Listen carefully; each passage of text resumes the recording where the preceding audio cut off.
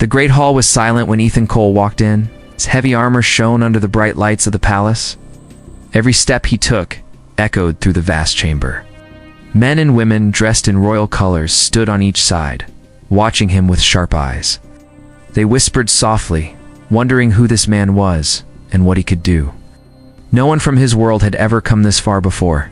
Queen Isabella sat on her throne at the end of the hall. Her crown glimmered like fire, and her eyes were cold but curious.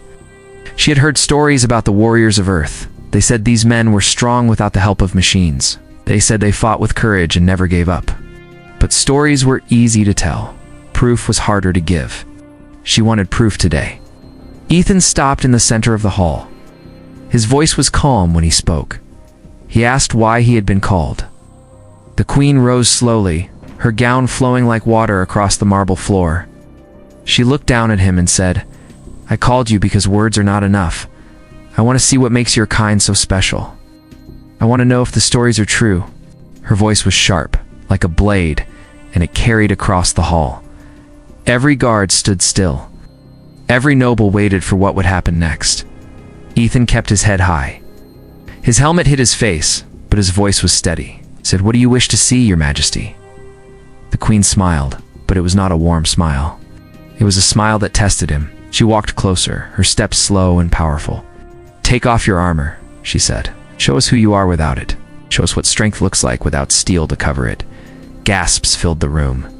No one expected this command. To remove the armor was to give up the shield, to stand bare before them all. The guards looked at each other. The nobles leaned forward, hungry for the sight.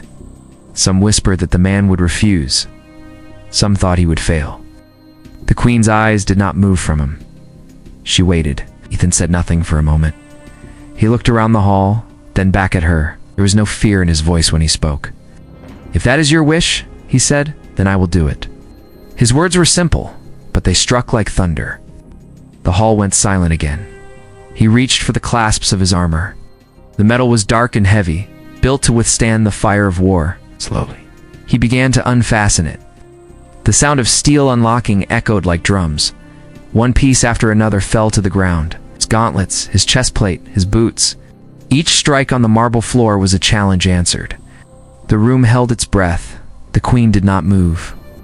Her eyes followed every motion, sharp and burning. She had expected doubt, hesitation, maybe even fear, but she saw none. The man before her moved with calm strength, as if the weight of the armor was nothing.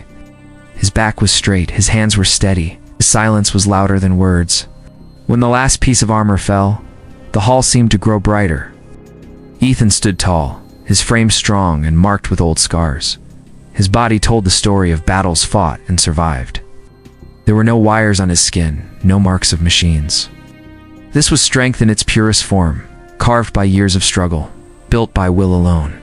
The nobles stared with wide eyes. The guards stood frozen. Even the queen did not speak for a moment. She had asked for proof, and now it stood before her. She felt a strange pull inside her chest, a mix of shock and something she could not name. For the first time in many years, her breath caught in her throat. Ethan lowered his head slightly, his voice deep and calm. "Does this satisfy your request, Your Majesty?" he asked. His words broke the silence, but the echo of his strength filled the hall long after they were spoken. The hall was still filled with silence after Ethan spoke. His words hung in the air like a heavy weight. Queen Isabella stared at him without blinking. She had expected a man who hid behind his armor, someone who feared to stand alone. Instead, she saw a man who stood taller without it. The strength in his frame was clear, but the calm in his eyes was even greater. It made her curious, and it made her uneasy. The nobles began to whisper again. Their voices were low, but the sound carried like the rustle of leaves in the wind. Some spoke of honor, some spoke of danger. Others could not believe what they saw. They had always thought that Earthmen were weak without their machines. Now that belief was broken like glass. Isabella raised her hand, and the hall went quiet at once. Her voice was steady, but there was a sharp edge in it. "Ethan Cole," she said, her words echoing in the chamber. "You have shown me your strength, but strength alone is not enough. A true warrior is more than muscle and bone. A true warrior carries skill and heart. Tell me, do you have these as well?" Ethan lifted his eyes, and met her gaze. There was no fear in him, only a calm fire. "I have what I need to fight," he said, "and I have what I need to protect. That is enough." His voice was deep, and it carried across the room with quiet force. The queen stepped closer. Her gown brushed against the floor, soft against the cold marble. She walked in a slow circle around him, studying the lines of his body, the scars on his skin. They were not the marks of weakness, they were the marks of a man who had faced death and lived. She wondered how many battles it had taken to carve those marks. She wondered what kind of world created men like him. "You speak of protection," she said as she moved behind him. "Who do you protect, Ethan Cole? Yourself? Your people? Or something more?" He turned his head slightly, his eyes calm. "I fight for peace," he said. "For a time when no one needs to pick up a sword. Until then, I do what I must." His words struck her more than his strength had. They were not the words of a brute. They were the words of a man with purpose. She felt something shift inside her, something she could not name. She stopped in front of him and looked into his eyes. For a moment, the hall and the people in it seemed far away. Then her voice grew cold again, and she spoke louder so all could hear. "Words are easy, Ethan Cole. I have heard many words in this hall. I trust only what I see. If you claim to fight for peace, then show me. There will be a trial at dawn. You'll face my strongest knights. If you win, I will believe you." The hall stirred with shock. The nobles whispered louder now, their voices full of excitement. No one had ever faced the Queen's knights and lived. They were the pride of her kingdom, trained since birth, sharper than steel and faster than the wind. Some smiled, thinking the man from Earth would fall. Others watched him with new respect. Ethan did not flinch. He simply bowed his head once. "As you wish," he said. His voice was calm, as if she had asked him to take a walk instead of risk his life. The sound of that calmness made her breath catch for a moment, but she hid it well. "Guards," Isabella said, her tone firm. "Take him to the chamber. Give him food, water, and rest. At dawn, bring him to the yard." The guards stepped forward, but they kept their distance. Even without armor, Ethan carried an aura that made men careful. As they led him away, Isabella watched him go. Her thoughts were a storm. She had wanted to test his strength, but now she wanted something more. She wanted to understand him. She wanted to know how a man could speak of peace with such quiet power. She wondered if she had made a mistake, or if she had opened a door that would never close. The hall emptied slowly, filled with whispers and fear and wonder. The queen stood alone by her throne, staring at the door where the man had gone. Tomorrow would bring answers, but it would also bring something none of them could yet see. The first light of dawn spread across the sky, painting the palace yard in pale gold. The air was cool, but the ground was hard and ready for battle. Knights stood in a line, their armor bright, their swords sharp. These were the Queen's champions, men who had never tasted defeat. They were strong, skilled, and proud. They had trained since childhood for moments like this. The nobles gathered on high platforms to watch. Their voices filled the air with whispers of doubt and curiosity. Some spoke of glory, others of blood. No one believed Ethan Cole could last long against the Queen's knights. He was alone, far from home, and stripped of the armor that had first given him presence. Yet as he stepped into the yard, their whispers grew quiet. Ethan walked with calm steps. He wore no armor, only simple clothes that fit his strong frame. His scars caught the morning light, each one a silent story. His face was calm, but his eyes were sharp, like steel that had been forged in fire. He carried no fear, showed in the way he moved, in the way his hands hung loose at his sides. Queen Isabella entered the yard and took her seat on a high platform. Her gown shimmered like water under the sun, and her crown caught the first rays of morning. Her eyes were on Ethan, searching his face for doubt. She found none. That unsettled her more than she wanted to admit. The chief knight stepped forward. His name was Sir Aldrich, a man known for his unmatched skill. He had fought more battles than most could count. His armor was heavy, his sword long and sharp. He looked at Ethan with a smile that held no kindness. "Are you ready, stranger?" he asked, his voice loud enough for all to hear. Ethan met his gaze and nodded once. "Yes," he said. His voice was calm, almost quiet, but it carried like a wave over the yard. That calmness made Aldrich frown. He had expected fear. He saw none. The queen raised her hand. The yard fell silent. Her voice was clear and strong. This is a trial of skill and honor. Fight until one stands. Begin. The sound of steel filled the yard as Aldrich charged forward, his blade flashing in the light. He moved fast for a man in heavy armor, his strikes hard and precise. The crowd gasped as his sword cut through the air with deadly force. But Ethan was faster. He stepped aside, his body moving like water, smooth and sure. The blade missed by a breath. Aldrich struck again, and again Ethan slipped away. He did not run, he did not rush. He watched, waited, and moved when the time was right. His hands stayed empty, but his movement spoke of years of battle. The crowd murmured in disbelief. This was no brute. This was a man who knew the dance of war. Then, with sudden force, Ethan struck. His fist met Aldrich's chest like a hammer. The knight stumbled back, breath driven from his lungs. The yard echoed with shock. No one had ever seen a man without a weapon move like this. Aldrich roared and came again, swinging with all his strength. Ethan ducked low, stepped inside the arc of the blade, and drove his shoulder into Aldrich's chest. The knight crashed to the ground, his sword clattering away. Gasps filled the air. Aldrich lay on his back, his armor dented, his breath ragged. Ethan stood over him, his chest rising steady, his eyes calm as before. He did not speak, he did not boast. He only stepped back and waited. The queen rose from her seat. Her heart beat fast, though her face showed nothing.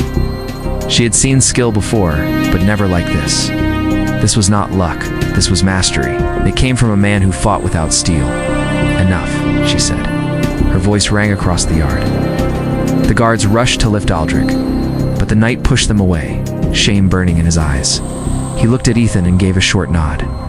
It was the nod of a man who knew defeat when he saw it. The queen looked down at Ethan. She wanted to speak, but no words came. He had not only met her challenge, it shattered her doubts. The whispers of the nobles rose again, full of fear and wonder. They had all seen it now. The man from Earth was more than a tale. He was real, and he was powerful.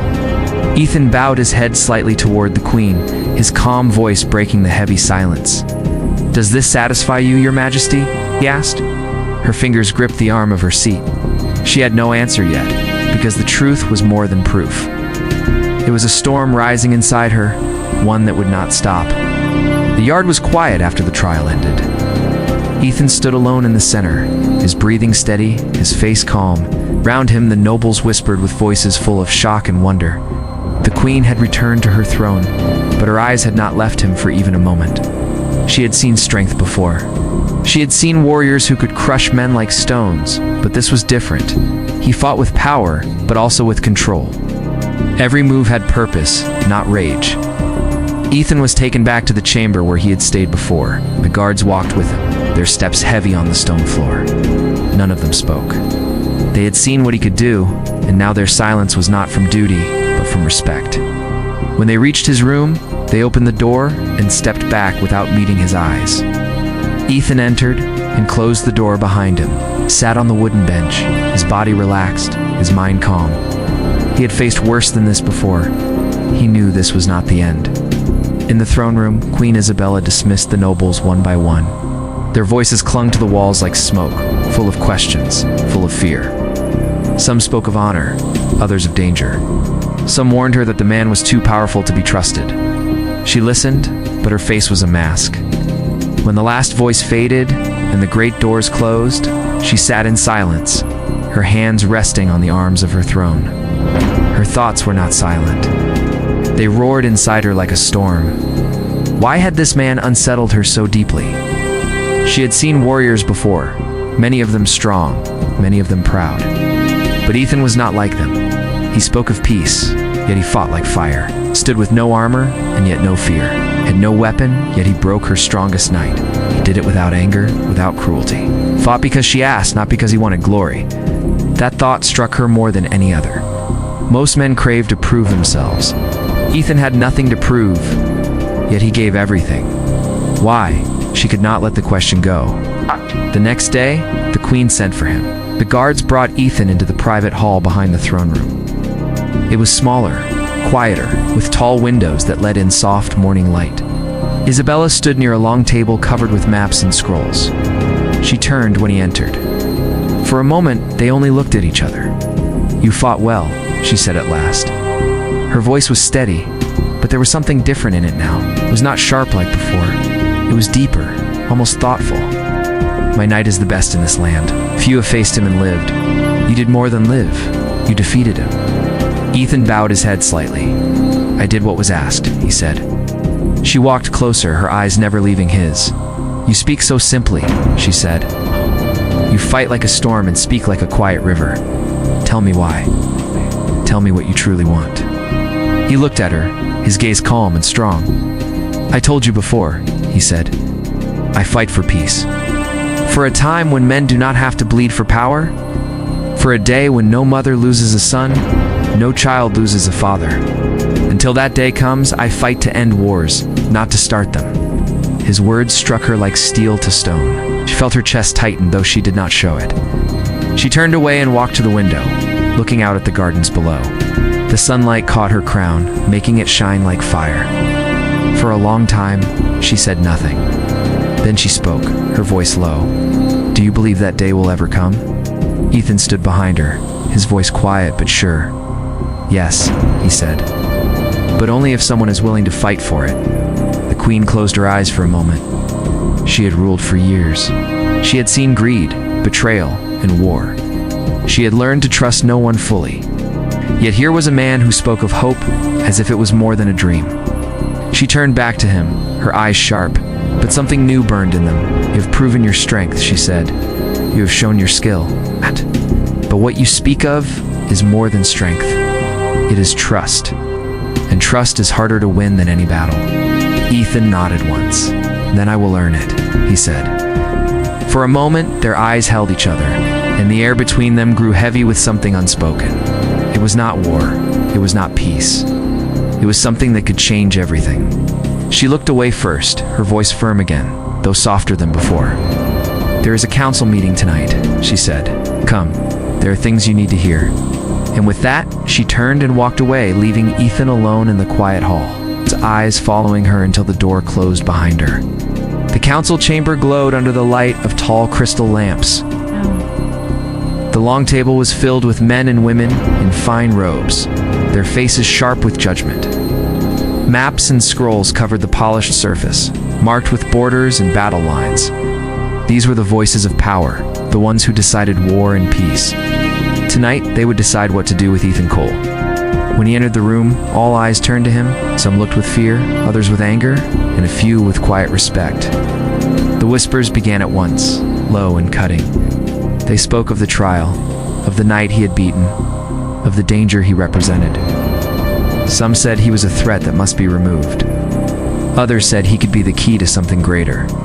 Ethan heard it all, but his face did not change. He walked with steady steps and stopped near the queen. Queen Isabella stood at the head of the table. Her presence silenced the room. She looked at Ethan for a long moment before speaking. "You have all seen what this man can do," she said. Her voice was strong, but inside her mind, thoughts ran deep and fast. "You know why he was brought here? He came from a world far from ours, a world that has fought and endured much. He is a warrior, but more than that, he is a man who seeks peace." Some council members laughed softly at her words. One man leaned forward, his eyes hard.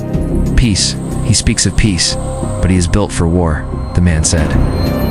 "Men like him bring blood, not harmony. We should send him away before his presence sparks rebellion." Ethan met the man's gaze. His voice was calm when he spoke. "I did not come to start a war. I came because your queen asked for proof. I gave it. I do not ask for power. I do not ask for a throne. I only ask for a chance to stop the blood you fear." The room grew tense. His words carried weight, not because they were loud, but because they were true. Isabella watched him as he spoke. She saw the strength in his eyes, the same strength she had seen in the yard. But now there was something more. There was honesty, there was purpose. Another voice rose, this time from an older woman with silver hair. "If his strength is as great as you say, then perhaps we should use it," she said. We are surrounded by enemies. Our borders burn with unrest. A man like him could end the threat before it reaches our gates. Isabella raised her hand and silence fell again. She turned to Ethan. If I gave you that chance, she said slowly, what would you do? Would you crush our enemies with force? Would you burn their lands to keep ours safe? Ethan shook his head. No, he said. I would speak first. I would show them what I showed you, that strength is not only for killing. If they refuse peace, then I will fight. But I will fight to end war, not defeat it. The chamber held its breath. These were not words they were used to hearing from a warrior. They sounded impossible, even foolish, yet something in his voice made them believe. Isabella looked at him, and for the first time her heart felt lighter than it had in years. She knew what she had to do. She faced the council. This man has earned my trust, she said. Her voice was clear, steady, final. He stays. Not as a weapon, not as a prisoner. He stays as an ally. The council erupted in voices, some in anger, some in agreement. But her word was law. No one could change it. Ethan bowed his head slightly. Thank you, Your Majesty, he said. His tone was calm, but inside he felt the weight of what had just begun. This was more than a trial. This was a path that could change the future of two worlds. When the council meeting ended, Isabella asked him to remain. The room emptied slowly, leaving only the two of them in the soft glow of the crystal lamps. For a long time, neither spoke. The silence was not heavy. It was full of something new, something that felt like hope. She stepped closer, her eyes locked on his. You spoke of a day without war, she said quietly. Do you truly believe it can happen? Ethan met her gaze. Yes, he said. And if I have to fight every battle to reach that day, I will. His voice was calm, but the promise in it was strong. For the first time in many years, the queen allowed herself a small smile. It was not the smile of power, but the smile of someone who had found a reason to believe again. The future was still uncertain, but as they stood together in the quiet hall, one truth became clear. This was only the beginning.